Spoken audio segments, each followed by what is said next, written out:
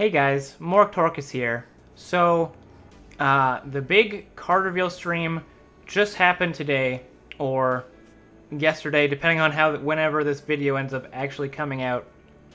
Given that we're gonna have so much to go through, I think I have somewhere around almost 70 cards to review, so I'm gonna split this into two videos.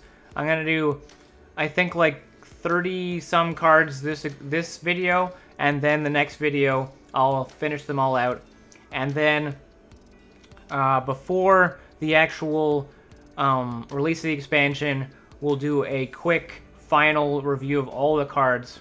And yeah, so much to go through. I'll try to go through it as fast as possible, but I'm still gonna do my big analysis and everything.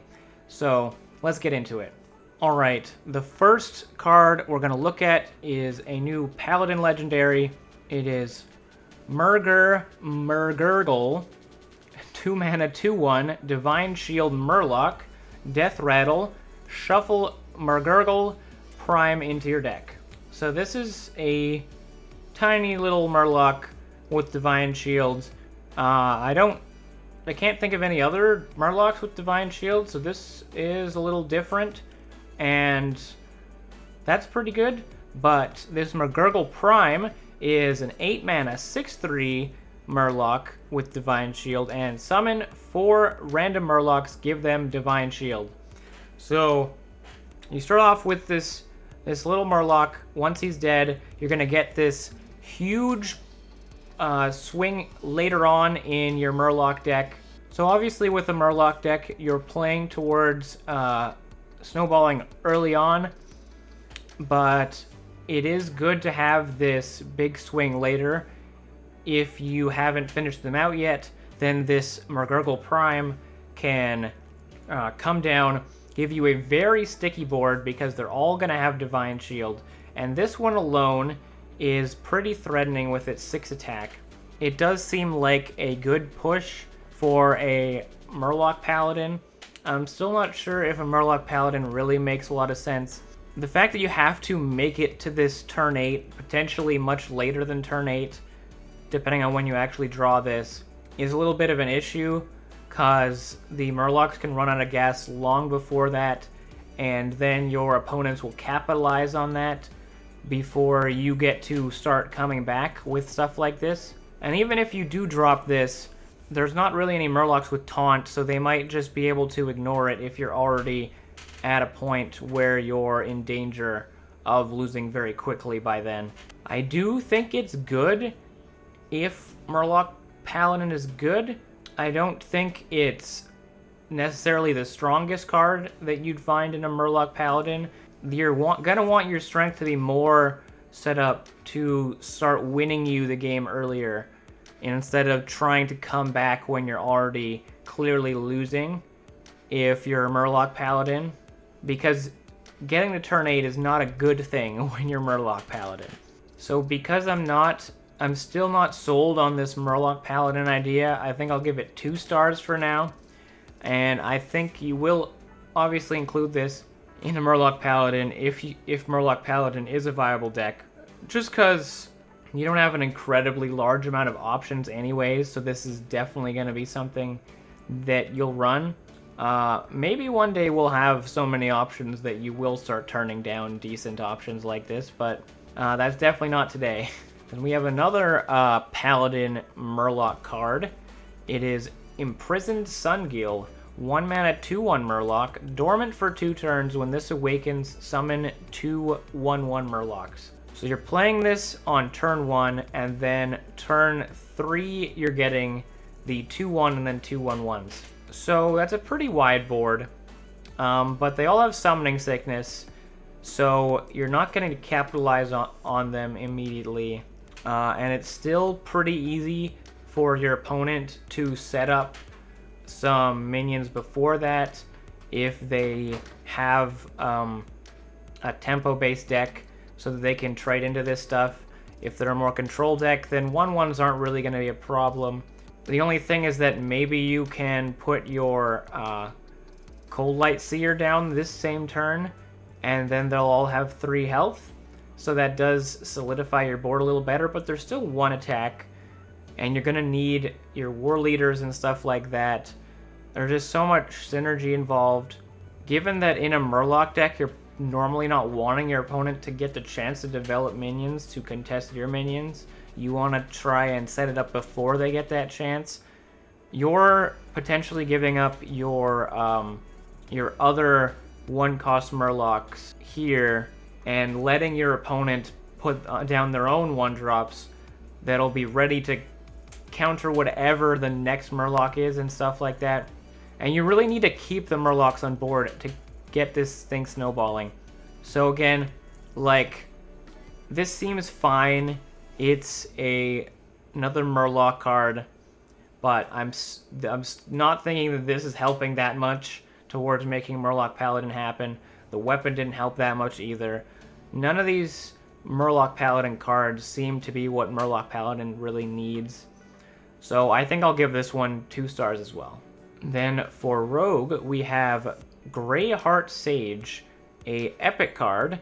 3 mana, 3/3, Battlecry. If you control a stealth minion, draw 2 cards. So there's actually quite a few stealth minions that we're getting from Rogue.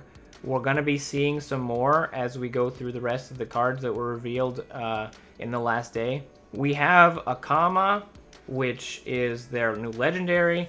There's this new 1-drop that is a better version of Worgen Infiltrator, basically. There's just a bunch of stealth cards, and I can definitely see, maybe if you don't want to run all of them, at least a small number of them might be enough for you to have the support for this to work. You're almost certainly not playing this on 3, but I think that's fine. I think that Rogue often has ways to fill their turns with the awkward mana cost, so you play this for 3, and then whatever extra mana you have left over, they'll definitely be able to fill with lackeys and stuff like that. But drawing 2 cards on a 3/3 seems really good. I think that this will see some play if we have a decent number of stealth minions, and especially if we have a Highlander Rogue happening again. This is probably something you'll include in that deck. I'm not sure necessarily if you'll have a very stealth-heavy Rogue of any kind. It might be possible. The only other concern I have is that you might... There's might be just too much draw in Rogue, that you'll have this overflow of... Like, we already feel that a lot of times when you're generating so many lackeys and drawing a bunch of cheap cards and stuff. And when you haven't reached that point where you're offloading it all, you can have too many resources in hand. So that's the only concern I might have about this, is that you don't need the draw, as crazy as that might be. So that's why I think that it might be necessary for there to be a different deck for this to make sense in, that isn't a Galakron deck. But either way, this effect is powerful enough, and I think there's definitely enough good stealth minions that we're getting that you will definitely want to build a deck to fit this into. I'm going to give this 4 stars. Then we have a neutral common card, Guardian Og Merchant, 1 mana, 2/1, Battlecry, deal 1 damage to a minion, give it Divine Shield. So we're going to see that there's quite a few of these Og Merchants that have different effects. I think this one is probably the best one. Dealing 1 damage to something is going to be incredibly insignificant compared to the trade that they're about to get when you're doing an effect like this. Obviously, you're probably wanting to do this on something bigger if you can help it. I'm not really sure what deck this goes into, but any deck that has large minions that you're going to want to make big value trades with, I think this card will be a card that you'll consider, that you can just weave into your turn really easily and then get that trade off, and then still have your minion having only taken 1 damage from the encounter. I think any minion with 5 or more health is probably something you're going to be wanting to go for this on. It's very possible that decks like the large Demon Hunter that we might be running in the coming expansion, this might work there so that you get to get rid of a big threat from your opponent and then keep your big stuff, because you're always going to have big things, and this will always have a good target. I have a hard time imagining that this doesn't make it into a deck. It's just that there might be too limited of deck slots depending on what kind of amount of synergies that you're going to need for other things and stuff like that. There might just be slightly better options than this. I think it's really powerful. I think it will see play in something that runs mid to large size minions in bulk.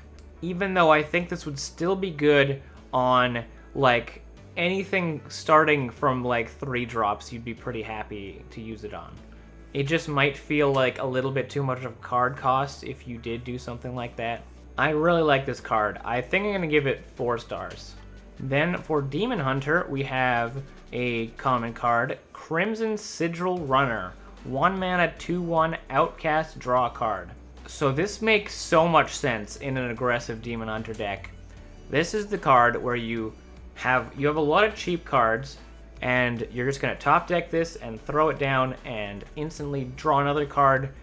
You're instantly cycling and getting a body on board, and then getting to get more bodies from your deck. You could get 2 of these in a row. I definitely like it. You're getting this 1 mana body. It's not an incredibly good 1 mana body, but the fact that you're cycling it is just so powerful. And in any deck where you're wanting to play a bunch of 1-drops, you're going to be emptying your hand pretty fast. So even if you do end up not being able to play it the turn that you draw it, you'll definitely be able to get it either to the right side of your hand from playing the things that you do top deck, or to the left side of your hand, depending on what you do.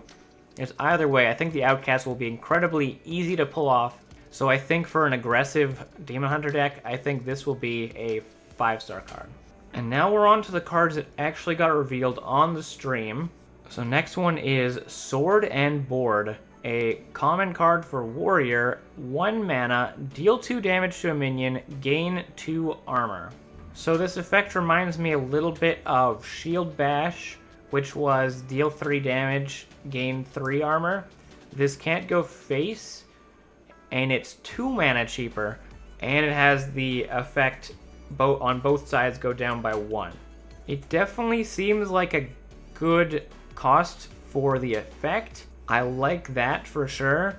My only concern is that this feels like a controlling card because of the fact that it's giving you damage to minions and armor, so this is definitely not a card that I think you'd be running in an aggressive tempo warrior or anything like that. But it also seems extremely low impact at the same time for the amount that you want of per card value from a warrior, I think. That's the only thing I have a problem with here.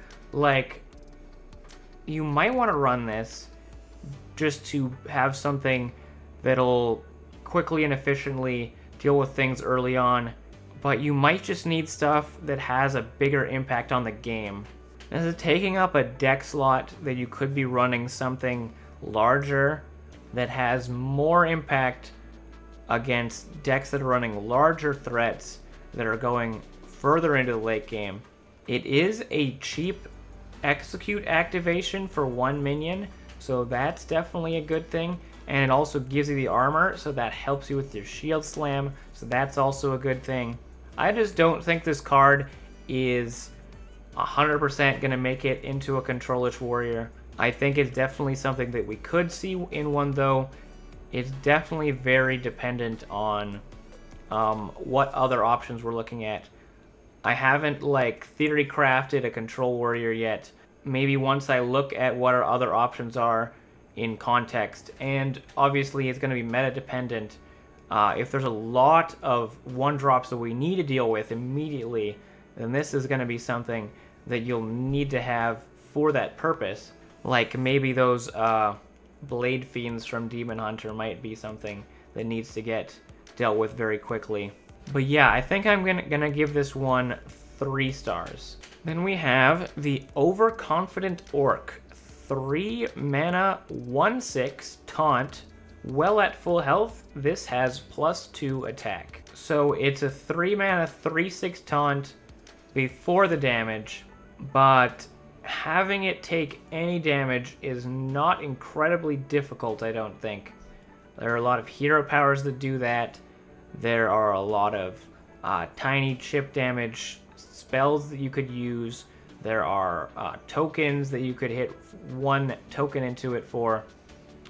There is a little bit of cost to that, like you may go out of your way to use your hero power for this, which is decreasing your opponent's mana efficiency. And you may have to use the token first before you make trades with the other things. But it might just be that despite the fact that they have to do that, once it only has 1 attack, it will be so easily removed that it will no longer really be worth the amount of mana you spent on it. They were running it in a taunt warrior on the stream that had lots of taunts and such, but they didn't draw their taunt synergy cards that buff your taunts, so that's what made it look really bad, and that's definitely something you might have to deal with if you are running such a deck, which is probably why we don't really see taunt warriors on ladder right now. But yeah, it's a kind of interesting taunt option. I just think it'll be too easy to counter. We're gonna have too many small tokens and too many hero powers that decrease it to 1 attack and make trades super efficient into it. I don't think it's gonna see any play for sure. I'm gonna give it 1 star. Then for warrior, we have Bonjour Raider, a common card, 3 mana, 3/3, battlecry. If you have a damaged minion, gain +1/+1 and rush. So you're getting a 3 mana, 4/4 rush if you have a damaged minion. That does seem quite good in a tempo deck. The damaged minion can be either your opponent's minion or your own minion. I think this condition is very easy to pull off. I think you'll be able to do it in a lot of cases. But yeah, in a tempo warrior, I think you would be able to run this. You would often be self-damaging yourself or making trades and so forth. So it shouldn't be anything that you'd have trouble activating.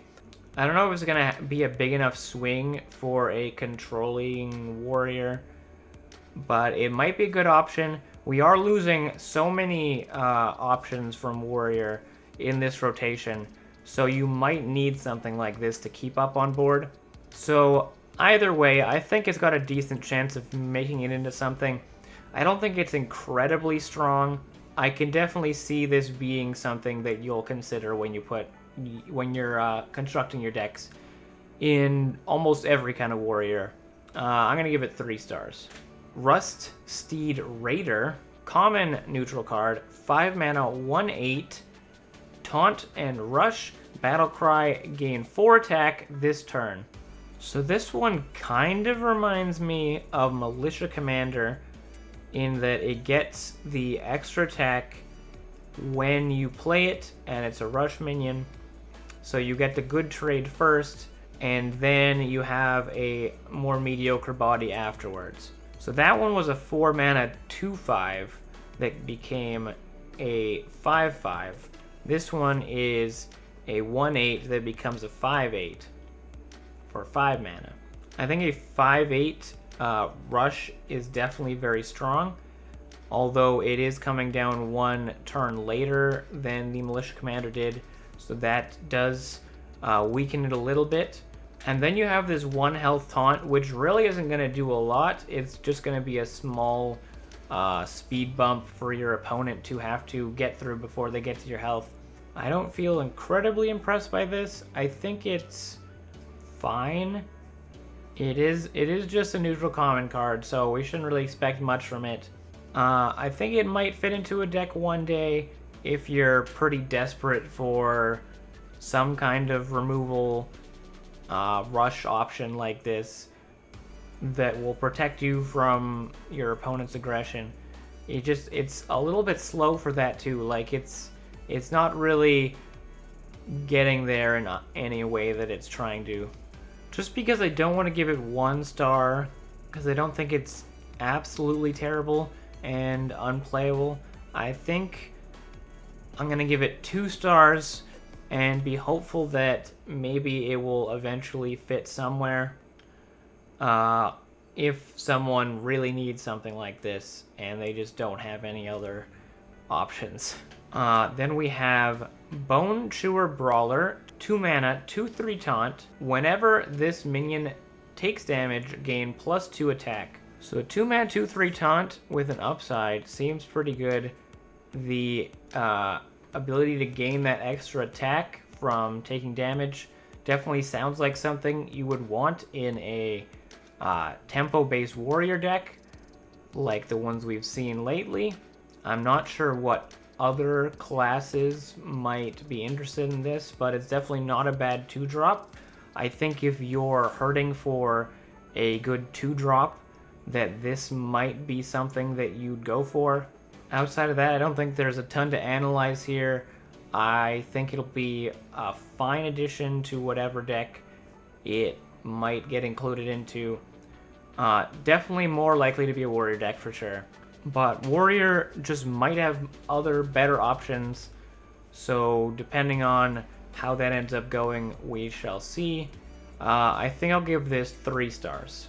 Then we have a mage card, a rare card, Font of Power. 1 mana, discover a mage minion. If your deck has no minions, keep all 3. So this is very similar to Omega Assembly. This is for a spell-based mage deck.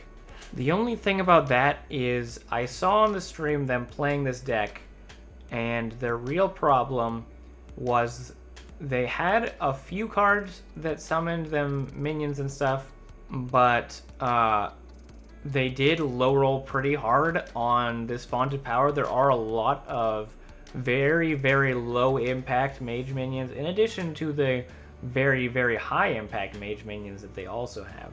When you're already having another no minion deck card like Apexis Blast, which again is randomized, is going to give you a random minion. There might just be too much randomness to this stuff. I've found that stuff like Cyclone Mage and the Mage Quest that they have right now, they feel good in a way, but the randomness really is what brings them down. You end up not having what you need when you need it because you're getting this random crap that doesn't match up with your situation and is sometimes really bad. I think you're going to get the same feeling from this stuff. Maybe it was just the one game and it just made it look a lot worse than it was. But even then, they ran out of cards because they couldn't keep up with a admittedly very underwhelming looking warrior deck. And if they couldn't keep up with that, then I'd say that this no minion mage is really not I'm really not expecting it to be very good. There is another card we're going to see that decreases the cost of all your spells, but I don't think that really matters too much if you're really not putting on very much pressure at all. I think if you are going to get wins off of these no minion mage decks, it's going to have to be from generating more of these big cards that get value off of having no minions like Font of Power. Mainly just this card, because this card can give you some really good minions for sure. It just right now, looking at the deck from the perspective that I got from the stream, I don't think it's going to be very good. I think there may be ways that the players can create a better list that's going to work a lot better, but we're still only having a very small amount of cards that benefit from this huge drawback that you have of not having any minions. So I think for now I'm going to give this 2 stars. Then another mage spell, another rare card, Deep Freeze, 8 mana, freeze an enemy, summon 2 3/6 water elementals. This is clearly better than playing 2 water elementals and then a freezing potion that is a card in wild. Like, you're combining these 3 cards into 1, so that bundling effect is definitely worth something. If you do want to run that no minion mage, you're definitely going to need this because you definitely need some threats. Similar to you're going to be wanting to run Power of Creation as well, get some more threats that way. You're going to want all of these minion generating cards if you do that deck. But again, I think you're not going to be doing that deck. Though looking at this, I think it's possible that you run it in other decks, like a Highlander deck. Water Elementals can slow your opponent down a lot, especially decks like Demon Hunter, who's going to be using their face to attack a lot. If you can keep them frozen for a long time with Water Elementals, that could be really good because hitting the face doesn't cost them any health. But it is also 8 mana. It's also very expensive. In a Highlander deck, you're going to have a lot of expensive cards already. They always have tons of expensive cards. Though we might be going towards the Naga Sea Witch large spell type of direction with Highlander Mage in the future. So this would be something you'd like with that kind of a deck. And other cards like King Phaoris can get value off of this if that's in that deck, which it probably would be. So I kind of like it. It doesn't blow my mind, but it does seem pretty good. I'm going to give it 3 stars. And we have Corsair Cash. This card seems pretty sweet. 2 mana, draw a weapon, give it +1/+1 for warrior. So this can draw your Ankar, this can draw your Livewire Lance. Buffing up weapons like that definitely seems really powerful and would make a lot of sense in a pirate warrior or something like that. Though decks like these will probably not be very happy with the fact that they have to pay 2 mana on turn 2 to be setting up for playing these weapons on turn 3. Perhaps the extra weapon hit will help you eventually make up for that 1 turn that you threw away to try and tutor your weapon out. So the tempo loss in a tempo warrior type of deck might be a little bit too much and deter you from running something like this. It's hard for me to imagine right now, just that's a pretty big drawback. But also you might get to the point once you start running out of cards in your hand that this would be really good because you get to continue getting more cards. Both Livewire Lance and Ankar do give you more resources once you have them. So this pulling you a card that gets you more resources beyond the resources that you already have, it's really good that it's keeping you online like that. In terms of using this in a control deck, I don't imagine you using this with the shields or any other weapon really. Maybe you would, but I feel like you'd have better options than this. Hitting an Arcanite Reaper with this though does set up for a lot of face damage, so that's another thing to consider. You might have to think about different what the way that you're going to be running weapons, which weapons, how many weapons, if you have this, to try and ensure that you're drawing the weapon that you want to be getting. I think I'm also just more interested to see more weapons in the future that this could work with, just because I'm not sure that any of the weapons right now blow my mind to be drawn by this. Also, we have Horde Pillager right now, which brings back your weapon once it's been destroyed. Getting a new weapon if you already have a weapon is less important if you can just refresh the weapon again. So that's another thing. that kind of goes against this card. I think just because it might not be necessary in the current card pool that we have plenty of options for how to keep our weapons going and get value off of them without having this card. I think that I'm going to give this 2 stars for now. I think there will be a deck eventually that wants this card, but I think it just slows you down a little bit too much for a tempo deck, and I think that's the kind of deck that would want something like this as well. So yeah, 2 stars. Then we have Scrap Golem, 5 mana, 4/5 mech with taunt, death rattle, gain armor equal to this minion's attack. So that's 4 armor on a baseline. This is effectively the same card as Rotten Apple Bomb, but it gives you armor instead. And it scales if you buff it, which clearly they're trying to make us run those taunt support cards. They're printing tons of taunts, trying to make that happen for Warrior. But from the stream I saw, it's just super unimpressive if you don't draw your taunt synergy cards. I imagine it would have been very good if you got those taunt buffs and had those gigantic taunts throughout the game. But for now, I think I'm considering this not that way.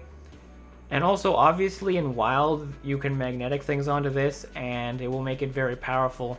And I think this will be a good Wild card for sure. Also, just we're losing a lot of Warrior cards, like I said before, a lot of good Control Warrior cards. So I think having a mid-game taunt like this that does give you a little bit of health back does seem like something you could run. Again, it doesn't blow my mind. Warrior has a lot of ways to get armor. This doesn't necessarily need to be the way that it gets it. It just might be something that makes sense at that 5-drop slot. I think I'm going to give it 3 stars. Then we have Bonjour Vanguard, 7 mana, 4/10 taunt. When this minion takes damage, gain 2 attack. So this is a huge version of the 2-drop with much more stats in the health, which they should be, of course. It's 14 stats for 7 mana, and it can keep getting more attack as it takes more damage. If you drop this in front of a board of tokens, they won't really want to hit it because it will get out of control quickly. If they want to trade in some 1/1s to open up more board space to try and replace those 1/1s with new minions, then they're making this get a lot bigger and a lot more threatening to the face. It is 7 mana, so it's a little bit slow, but it does have that damage synergy, and maybe we can make Warrior have more damage synergy in a slower build. They are looking like there's a lot more of those types of cards that synergize off of damage across the board and are definitely slower cards. Maybe we'll have some sort of damage-based Highlander Warrior or something like that. Of course, this can make it into other decks, but Warrior is always going to make more sense with these damage-based synergies.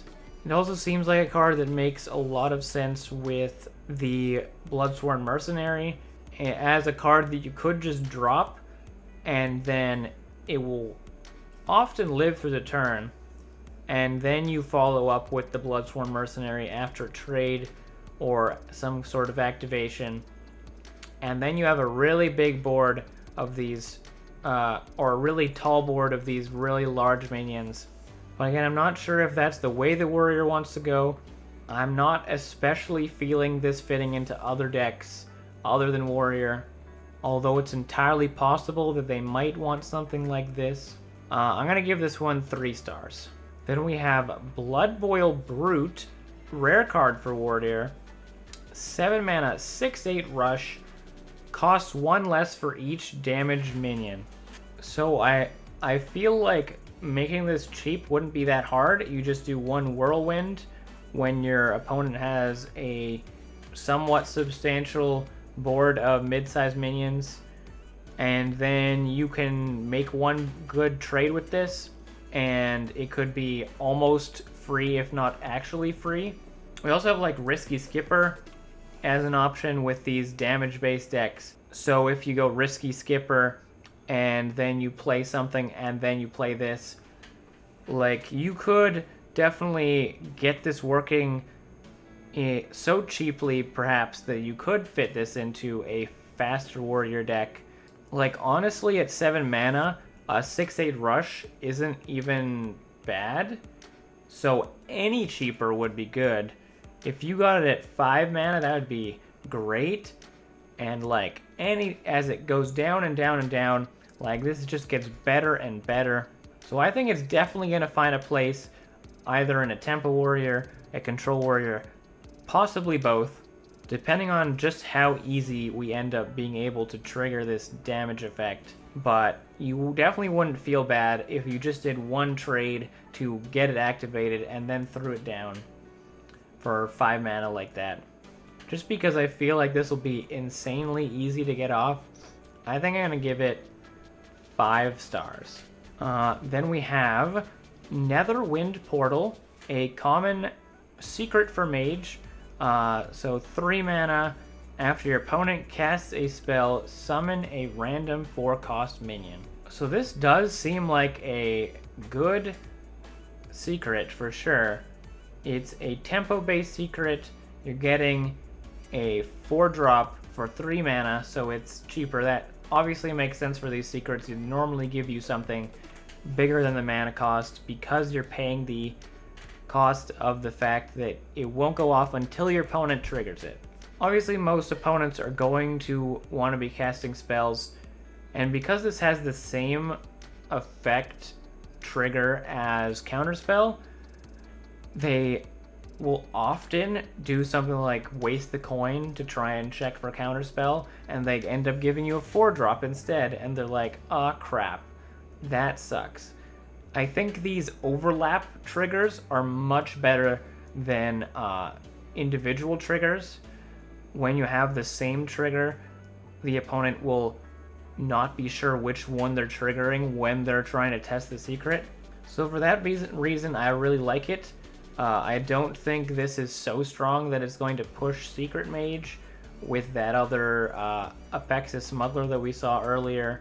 I don't think it's even exceptionally strong enough that you'll be running it in most decks just to have it in there. I think you'd rather have something else that has a more reliable effect, given that this is a randomized minion.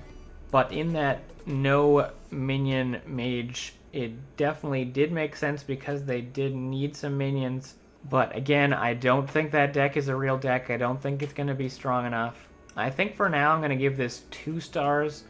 I'm not sure anyone's going to be running this into anything unless you're going to be running other secrets in that deck, and I'm not thinking that we're going to be running a lot of secrets in any mage decks currently. Then we have another mage spell, Incanter's Flow, 2 mana, reduce the cost of spells in your deck by 1. So in the all-spell mage deck, this might accelerate things a little bit, but it's still not enough, I think, to make that worth it enough. So in other decks, how much does reducing the cost of all the spells in your deck by 1 matter for 2 mana? I think it might a decent amount. Accelerating a few things a little bit could be decent, especially in a big spell deck where you want your big effects happening a little bit earlier. But then again, maybe it won't matter too much if you've made it to that later point already. Especially again if you're running Naga Sea Witch, that's kind of getting rid of this effect anyways. So I think this card was mainly made to bait you into that spell mage, and I don't think that's really going to work the way we want it to. Other ways that this could work is you could cheapen a bunch of damage spells in a combo deck, maybe. You could make them all cheaper and then follow that up with some kind of spell damage or something. We don't have any excessively cheap spells that would work super well if they were just discounted by 1, and we also don't have any excessively cheap spell damage cards either that would work with a bunch of spells that you got cheaper that way.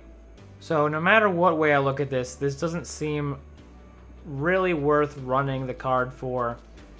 If you're running this, you're gonna need more card draw to make up for the fact that you're burning a card just to discount your stuff. So I don't think it's gonna see play. Even in that all spell mage, I'm not even sure if you care about it enough to be running this. I think I'm gonna give this 1 star.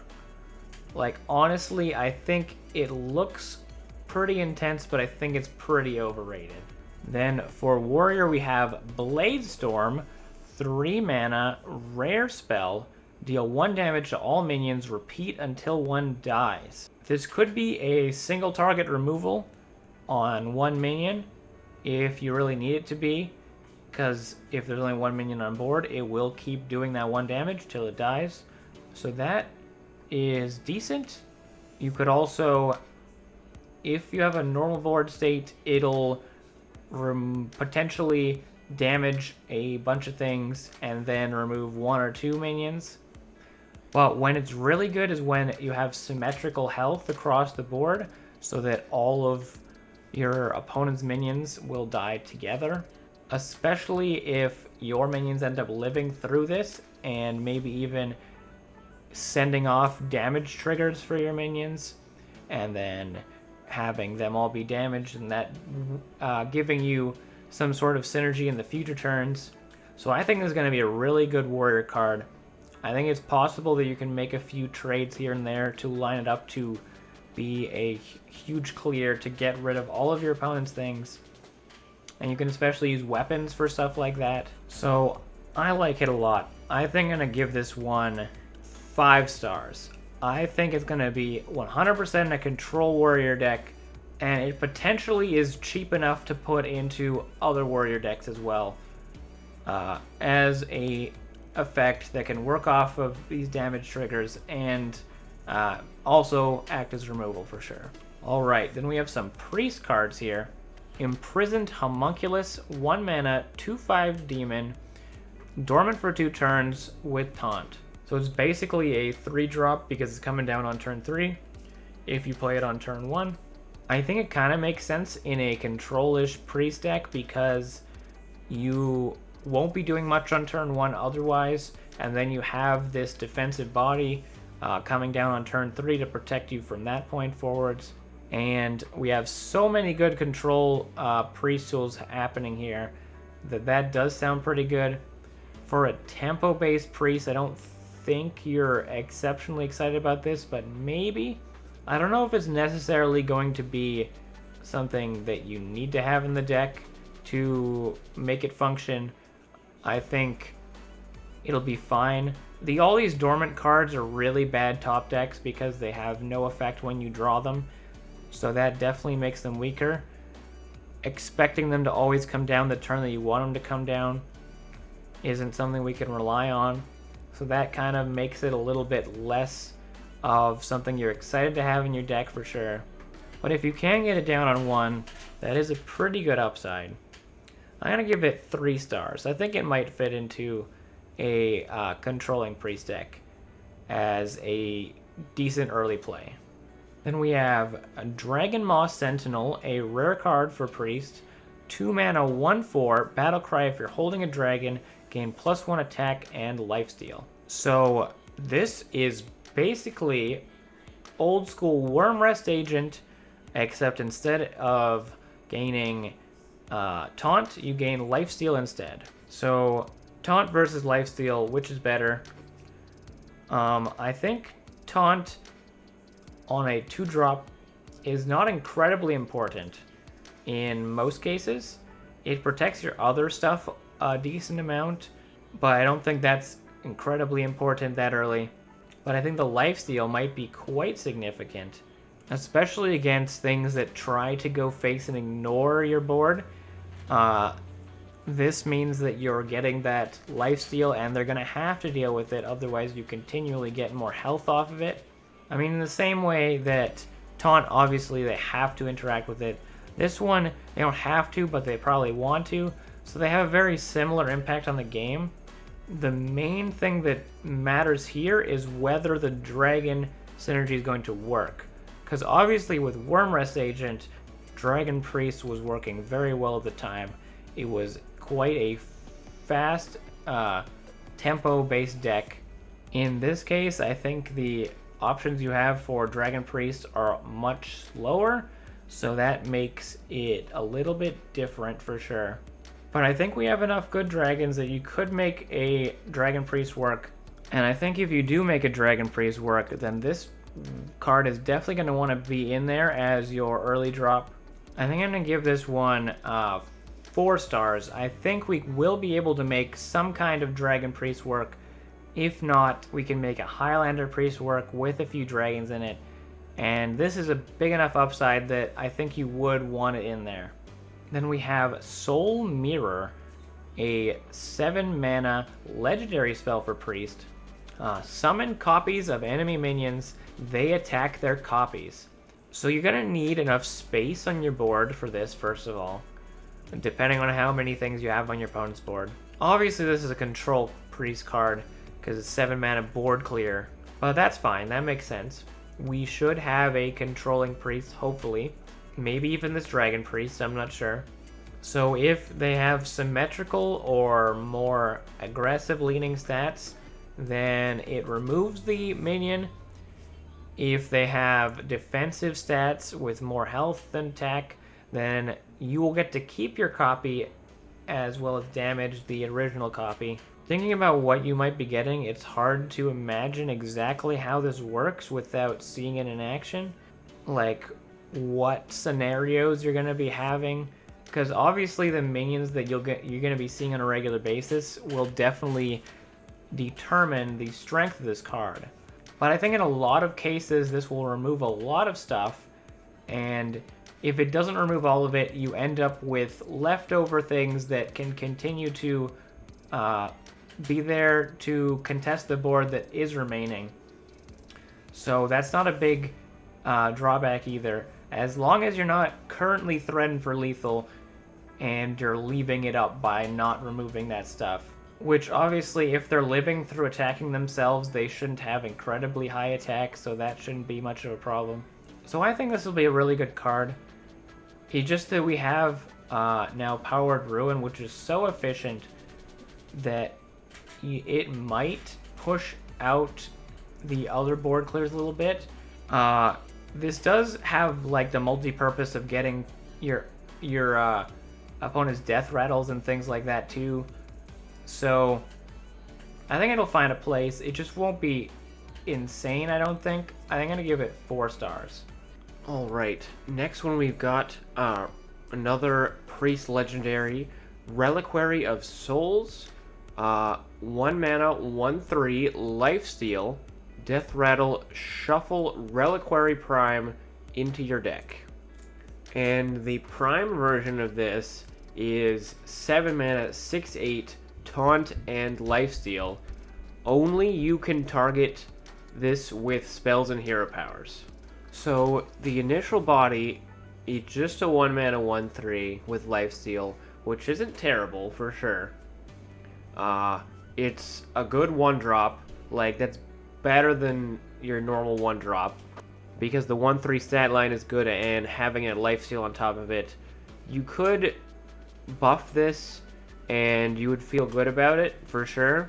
But the main thing that you want is that you want it to die, and then when the other one comes back, which also clearly works very well with buffs, then you can snowball that out of control by it being untargetable by your opponent, but targetable by you, so that you can keep putting stuff on it, making it a bigger threat, healing with it, and continually having this strong threat that can only really be removed by putting in a bunch of potentially rush damage so that it can get taken care of pretty quickly that way, just because you can't use a spell answer or anything like that, right?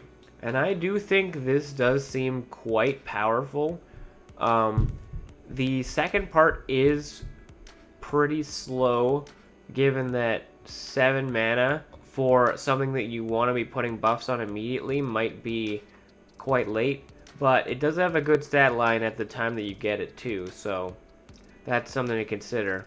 I don't think this card is like absolutely insane, just because it's the same way with all the prime cards. It takes a little bit to get your prime back afterwards, and just I think both of the parts are pretty solid. The second part is clearly stronger, but you need that extra strength as you get into the late game either way.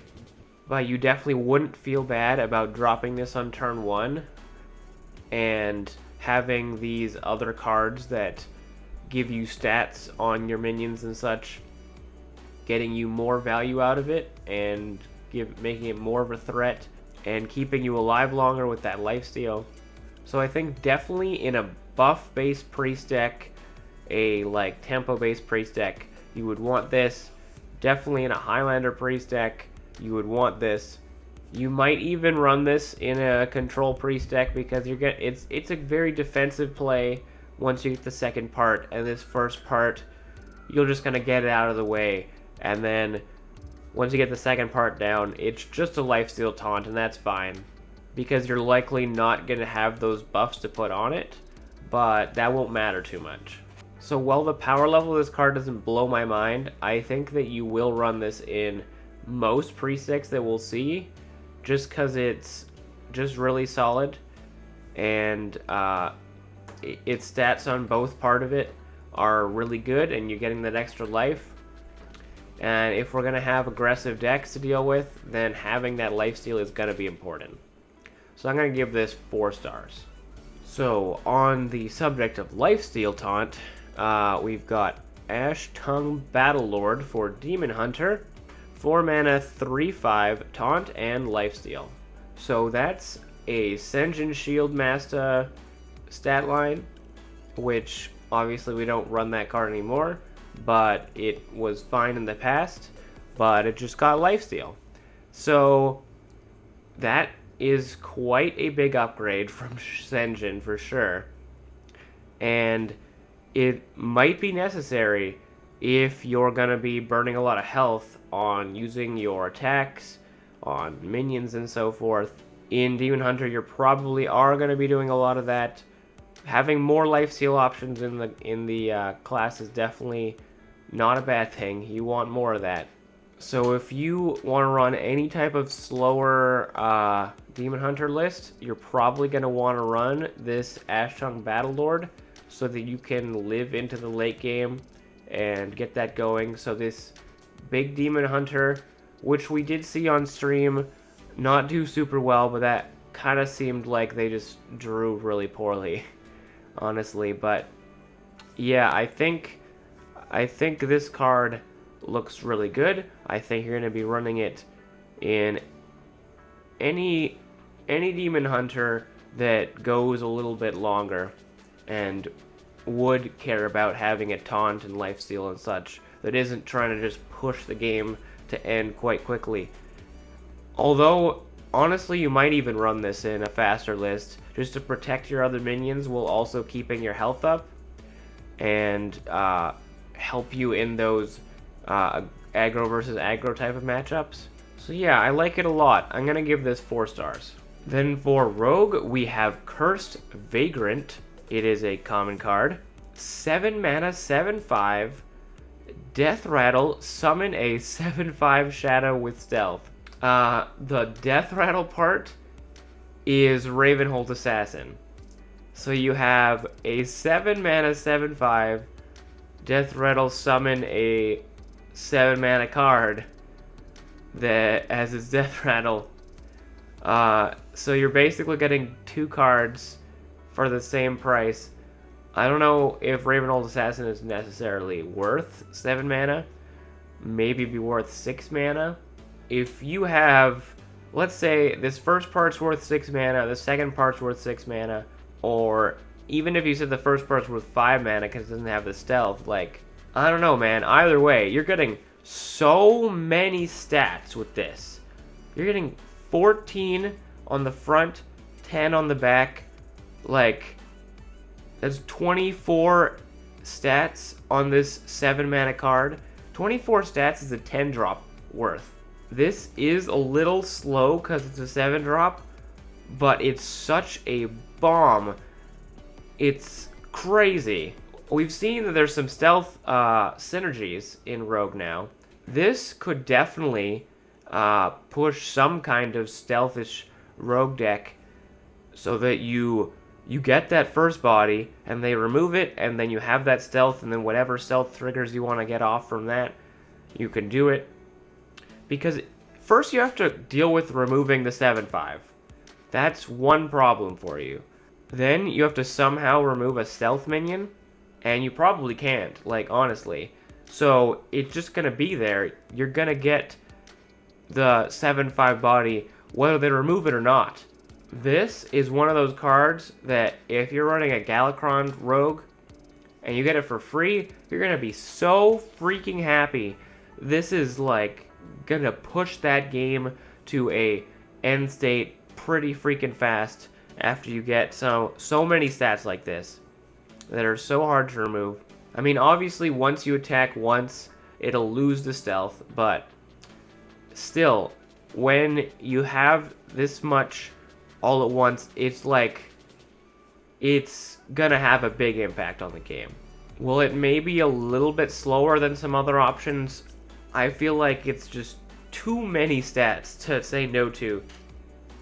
So I'm just gonna give it 5 stars. This is probably the most easy stats that we've ever seen. There is no drawback to this whatsoever. And we have a couple secrets for Rogue, which is going to fill out their Rogue secret package. Common card, Dirty Tricks, 2 mana, secret. After your opponent casts a spell, draw 2 cards. So 2 mana, draw 2 cards, definitely good. You don't necessarily get it immediately, which is kind of the cost of it, why it costs more, and it's a secret, obviously. Your opponent's definitely going to cast a spell at some point, so you're going to get those card draws. So this seems good.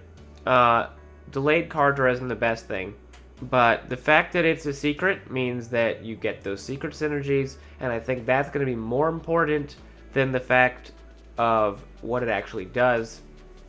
And we have seen stuff like the Paladin secret that gives you the card draw.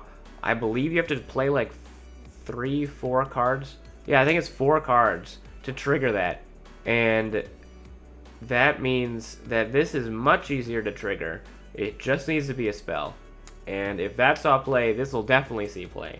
As long as the secret package works.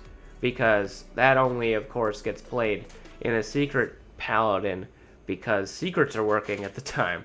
But either way, I think it'll be a solid secret in the Secret Rogue, and after seeing the other cards that we've seen, I think Secret Rogue will work, and on stream it definitely looked pretty good. So I'm going to give it 4 stars. And then the second secret that we're going to be looking at here is definitely the really good secret that's going to push this deck to work really well. This one is an epic card, Bamboozled. 2 mana secret. When one of your minions is attacked, transform it into a random one that costs 3 more. So that's a triple evolve for 2 mana that your opponent has to play around because they don't know what secret you have. That is really powerful. That is a great secret. That is something you definitely want to be a secret, because you can get people attacking into the minions, and then they think they're going to get a good trade, and suddenly, bam, it's a terrifying minion. It's hard to even play around it, because I guess the most you can really do is attack something really small with something really large, and then you'll be ready for whatever is going to come out of it. But if this comes down early, you can turn your 1-drop into a 4-drop, and now you have so much extra tempo going off of this. Like, obviously, it's randomized. The minion might be understated for its cost because it's a battlecry minion or something like that, but either way, I think this is going to make some huge swings, and it's definitely going to push this rogue secret archetype to be a lot stronger. I'm going to give this one 5 stars. And then we have another rogue card, Spy Mistress. It's a common card, 1 mana, 3/1 stealth. So more stealth support. It's 1 more attack than Working Infiltrator. I think that's very significant, and, well, no one runs Working Infiltrator anymore. It, at one point, was a solid aggressive card that people would use. I think if you had a deck with a lot of stealth synergy, you might run it now, but now you don't need to because this is better than that. 3/1 stat line on a 1-drop is like not something we ever see, certainly not with stealth. So this looks really good. This is going to be able to set you up to make some really good trades early if you want to hold back on it until the right time, or if you want to just go for it, you could potentially get a couple of hits out of it. I think in a stealth rogue or any like tempo based rogue, you're going to want this. I still think the Pharaoh Cat will be good in a lot of cases because it gives you extra value and it's bounceable and stuff. You wouldn't bounce this, obviously. But this does give you a very different advantage, and I think it looks very strong. I'm going to give it 4 stars. Then another card for Rogue, Ash Tongue Slayer. Rare card, 2 mana, 3/2, Battlecry, give a stealth minion +3 attack and immune this turn. So this literally curves right in with this Spy Mistress. You can make the Spy Mistress have 6 attack and immune. You might go for this to go directly face and get that 6 damage in, but obviously having the immune, it would be really good to be able to make a good trade with this, and definitely you'll be able to get some extremely good value trades with a card like this. So again, this stealth synergy is stacking on top of each other. So like with a comma, with this, with the Spy Mistress, with the Vagrant, all these cards look really great, especially in Wild if you do still have that old stealth synergy to some degree. I think this stealth package is going to work really well. I think this is going to be a big reason for running that, because it's going to put you way ahead after you get a nice trade with this on something huge like that. Like extra 3 attack can put you up 2 drops or so. If you're going attacking with like a 4-drop, you can definitely kill a 6-drop with something like that. Potentially even a 7-drop or something. I'm going to give this one 5 stars. Okay, so that's it for this card review. Hopefully I'll catch you guys in the next one. Please leave a like if you enjoyed this video. Comment down below what you thought of the new cards that we saw today. And please subscribe if you'd like to see more of my content in the future. Thank you so much for watching. I appreciate it so much. And I'll see you guys in the next one.